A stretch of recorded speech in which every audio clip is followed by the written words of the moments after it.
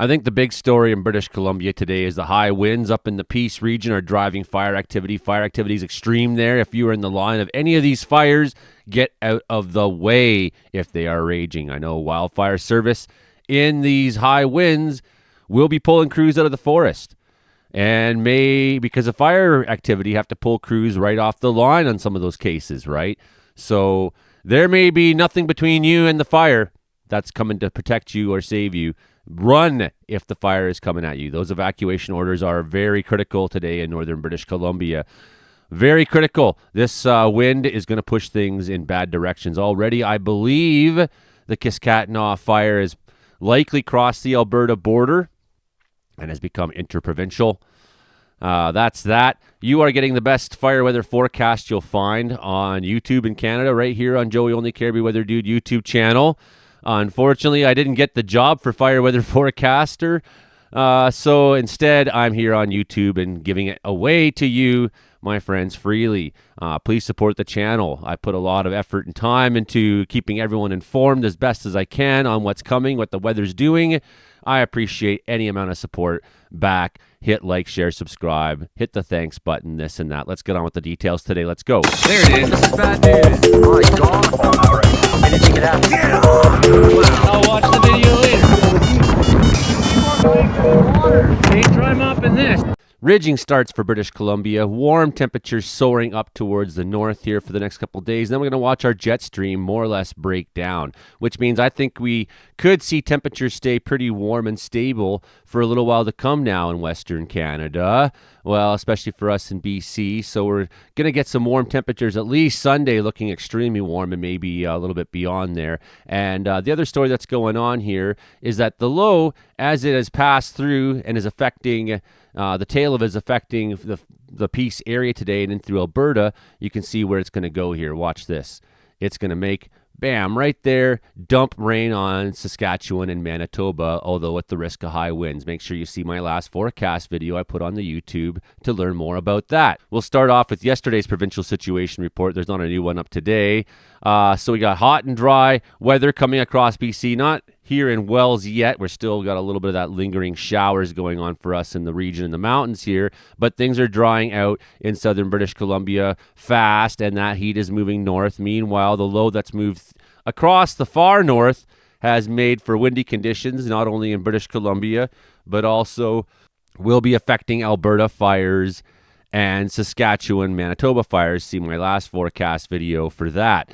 Okay, in the northeast, two significant weather events passing by on Friday and Sunday. We got two fronts, two passing cold fronts. They'll bring strong winds and potential for extreme fire behavior throughout Fort St. John, Fort Nelson zones. We got 69 active fires, 3 new ones in the last 24 hours, 26 declared out in the last 7 days, but only 1 in the last 24 hours.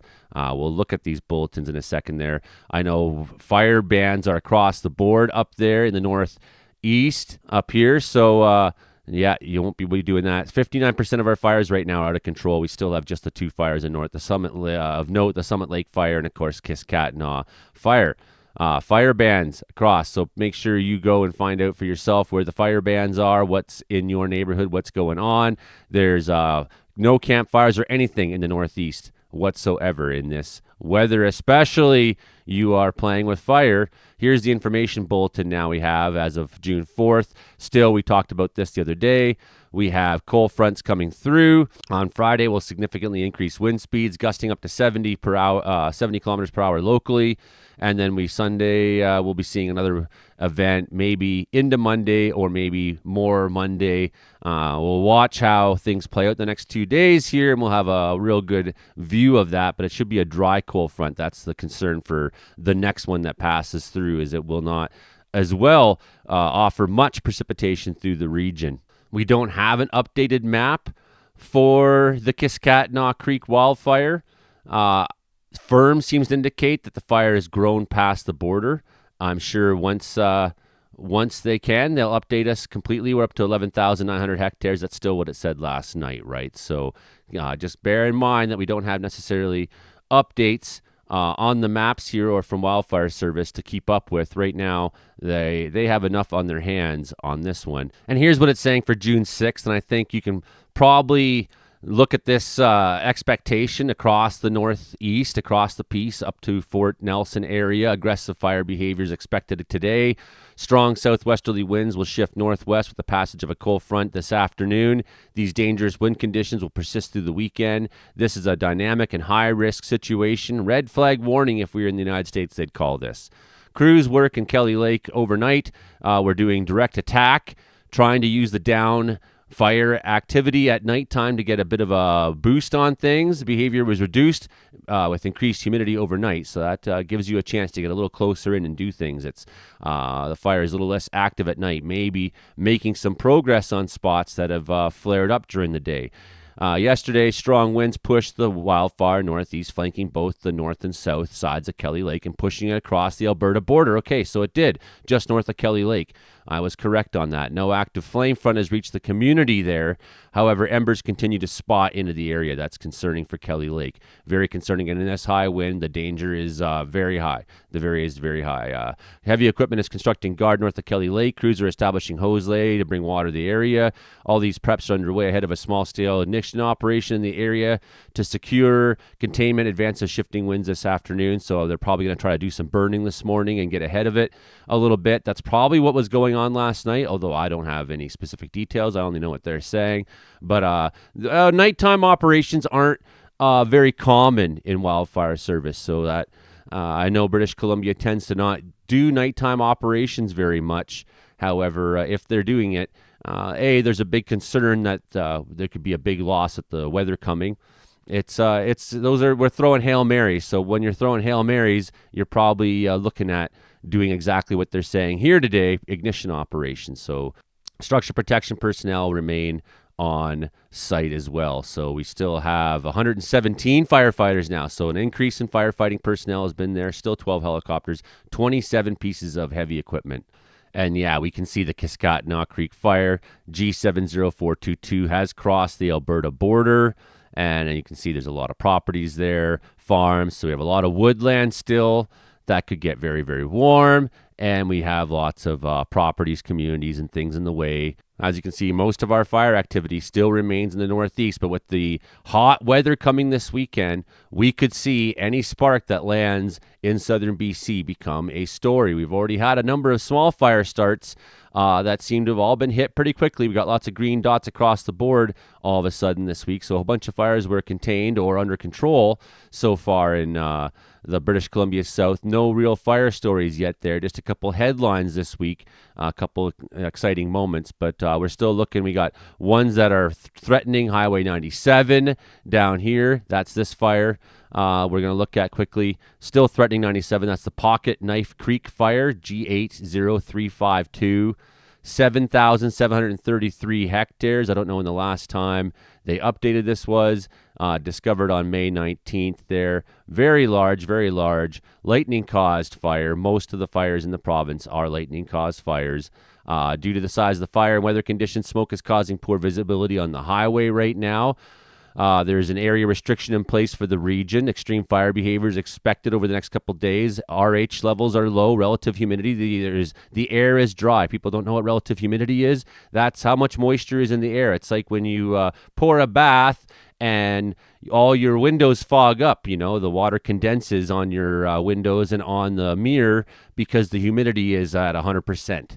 In your bathroom at that time, right? The air is humid. So extreme fire behavior is expected. Winds are forecasted Friday, 25 to 50 kilometers an hour. Could be gusting 75, starting around 11 a.m. At the time of this recording is about roughly 11 a.m. Saturday, gusting 25, a little bit of a slowdown. But then Sunday, we could be looking at an increase of fire activity because winds will be gusting 60. Southwest flanks showing rank 4-5 behavior on Wednesday afternoon. So rank 4 is climbing into the trees. Rank 5 is fully engulfing trees. Rank 6 is the highest you can have. That's like a full firestorm. That's like a big organized front is running and there's flames of 50 feet tall or whatever. On the north end of the fire, there's minimal movement easterly, and there's no concern about highway impacts in the area. We'll see about that with the weather. And of course, we don't have a whole lot on this one that's been discovered near Chetwynd, all right? It's likely a human-caused fire.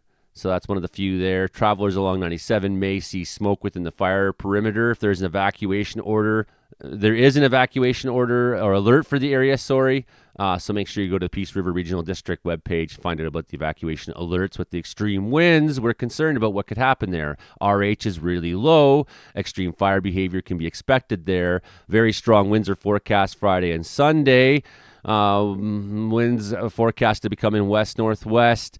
Hopefully we see less of this. Hopefully hopefully something magic happens, but I don't think so. I think we're going to be seeing strong winds on all these fires there. Operations already has a 2-foot wet line on much of the fire perimeter. Crews have applied water to the blackened edge of the fire inwards to a depth of 2 feet, so this is good. Crews are pushing in. They at least have a perimeter. The problem will be, can we maintain that today in the blowing wind and low RH? The temperature's not too hot there today. But it's warm enough. It's warm enough given the wind and the low RH. Precipitation in BC this next bunch of days? No, nothing. Not really much. Maybe in the far north, a few showers and whatnot. Monday looking dry. Chance of shower here and there in the far north. Into the Yukon, into the Northwest Territories, but nothing hopeful, nothing game-changing on the horizon. Maybe we'll see the forecast, though, continue to change, so we'll keep checking in over the next bunch of days and find out what happens. What's this low going to do? Yeah, there's stories on the horizon. But the first big story after the wind is the temperature into southern British Columbia. Cranbrook hitting 30, Trail hitting 30 on Saturday afternoon. Kelowna hitting into the high 20s. I think it'll get warmer than that. Sunday especially, it's going to be, lights out warm. We could see some record-breaking temperatures in Kelowna, for example, where 35 is forecast on some models, and we know the record there for Kelowna is 35. So into the high 20s on Saturday. For a lot of places in southern BC, the low 20s into the Caribou and whatnot. We're just starting to warm up there into the 20s still. Into the Peace area, Alberta side, just a little bit cooler. Strong winds going to be affecting them, though, on the Alberta side. We're not going to be seeing much of that rain in the far west that Saskatchewan is looking to take. Look at this beautiful looking rain coming for the Ronge. Looking stronger and stronger signals for positive heavy rains at times on some of those fires out there. We're not so lucky. ECMWF's a little more conservative. They say 32 for Kelowna. I think that's like the minimum high. If there's a bunch of predictions for like maybe 32, maybe 36, I think the lowest you see on those spreader predictions is Kelowna at 32 on Sunday. So probably going to be hotter than that in the afternoon. Up towards 30 in the Caribou. Will we hit 30 here? I think so. I think it's possible. We hit 30 in Wells last heat. Hot snap we had. And look at this. This is really, really concerning for the fact that we have that extreme fire weather forecast up there in the Peace, 26 degrees. So quick rebound in the temperatures, quick rebound on the Alberta side for their temperatures. Not good at all. And overnight, the temperatures, pretty warm. So overnight recovery on the fires? No, not really. No, they'll probably stay pretty warm through the night, although have a reduced fire activity like they do in the nighttime. And then we cool off a little bit in the Caribou and in the north as that bit of a cold front moves through. Doesn't change the story for us much, but we're looking at bumping temperatures up in the southern British Columbia, 34. That's going to increase our fire danger down there. We're seeing things start to dry out with no real appreciable rain in the forecast for British Columbia over the next bunch of days. Unless it comes with thunderstorms. Looks like more dry thunderstorm potential than anything, though. That's Wednesday. That's a ways out. You could see maybe in the Cranbrook corner before that. I doubt it very much. Mostly we're looking dry for the next bunch of days until we get to Wednesday, when we might have a thunderstorm story to talk about here on the channel. Thursday, looking strong signals, but that's days and days out yet, so we're not going to guess too much yet. Right now, we know what we have to deal with is extreme fire activity. Minimal fire activity still detected today. They must have hit that one pretty hard there near Chetwynd. Minimal fire activity there so far today. So as you can see, fires will be picking up in the northeast. Fires will be moving. G9 or 049 or 1 showed a lot of growth this last 24 hours, took a pretty good run. We can see these guys up north, they're merging together as they have been, getting bigger, showing a lot of activity, showing a lot of growth. It's early in the day yet, so I think if I make another video like this tonight, we can have a better more refreshed idea of what's going on, because I don't know when the last satellite pass was, how up to date this will be. So certainly there's going to be stories this afternoon. It's just getting started. Fire danger today across Western Canada, pretty high, especially in that northeast extreme. Some of the Prince George area drying out fast. I'm surprised we don't see more fire danger down south. In southern British Columbia, we'll bump ahead 3 days and see what it's saying there. We'll go to June 9th. Alberta really still staying into the extremes for fire danger, while Manitoba dropping right off, Saskatchewan taking a solid hit, like we've been saying in the predictions here. There is rain coming for Saskatchewan. Well, that's the fire danger. Our build-up index does tell us that southern British Columbia is drying out. Our fine fuels are drying out. We're getting more into drought-like conditions in some places. Even the Caribou and Chilcotin. The Chilcotin's been bad for a while. Caribou's just been kind of like, well, we'll see where we go this year. Things are pretty green in a lot of these places actually so far, but we are watching that build-up index climb with the warmth coming over the next bunch of days, and we see the danger is extreme in northern Alberta and still stays very high in Saskatchewan, despite the fact they take a rain. The soil moisture is so bad that it's going to take a lot of rain to get that soil to really change its nature, to get that moisture at depth. So lots of reasons to be concerned for the Northeast. Make sure you're very, very careful in southern British Columbia as we get into that hot weather this weekend. Do not drop a spark. Don't throw a cigarette butt. Decide if do you really need to have a campfire when things are that dry. Even if you're not under a campfire ban, make sure you put water on them. The good news is we haven't had a lot of lightning in BC so far this season. And, even if the maps are calling for it next week, Wednesday, that's a ways out. So we're not going to, we'll circle that as on the map or on the calendar there, but we don't know so far if there's any real lightning for BC. We've been kept lucky that way. We've had some flirtations with hot and dry, but mostly we've stayed, if you balance how cool it's been at times and how warm it's been at times, you'll probably find that we still fall somewhere in a seasonal average in BC, or a lot of BC so far this spring, although not so for precipitation. We need more, and we haven't been getting it. Now we got the hot back in, possibly record-setting heat, and the winds are extreme up in the northeast, blowing really hard. One last look before we go. How hard are they blowing right now in the piece? I mean, this is some disturbing stuff. Pinto Lookout near Sylvester got 54 km/h gusts there 50 minutes ago. Over at Slave Lake, gusting up to 60. You can't put crews in the bush during this kind of stuff.